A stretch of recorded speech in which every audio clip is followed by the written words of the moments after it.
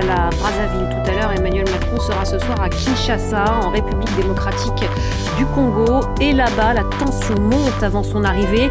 Il y a eu encore hier, jeudi, des manifestations contre sa venue. Beaucoup d'acteurs de la société civile reprochent à la France de soutenir le Rwanda aux dépens de leur pays. À Kinshasa, les précisions de notre correspondante Aurélie Bazara Kibangula. Une dizaine de jeunes est descendue dans les rues de Goma. Macron assassin, Macron dégage. Voilà les slogans que l'on pouvait entendre. Un drapeau français a aussi été brûlé par les manifestants.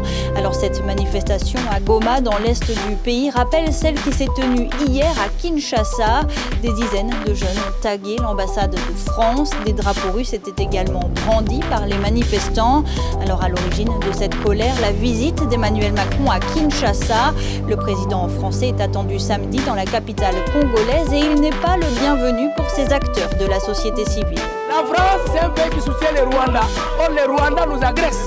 Et nous autres, nous disons, pour montrer aux Français que nous ne sommes pas d'accord avec leur politique hypocrite et leur soutien qu'ils apportent au Rwanda, nous brûlons leur drapeau. Nous avons marre de ce qu'ils font à notre territoire. Vraiment, nous souffrons et nous sommes catégoriques. Nous ne voulons pas voir, nous ne voulons plus voir le président de la France sur notre territoire. La France, comme d'autres pays européens, ont condamné le soutien rwandais aux rebelles du M23. Emmanuel Macron avait rappelé lundi dans son discours que la souveraineté et l'intégrité territoriale de la République démocratique du Congo ne se discutent pas. Le parti présidentiel, l'UDPS, a appelé ses militants à réserver, je cite, un accueil chaleureux à Emmanuel Macron.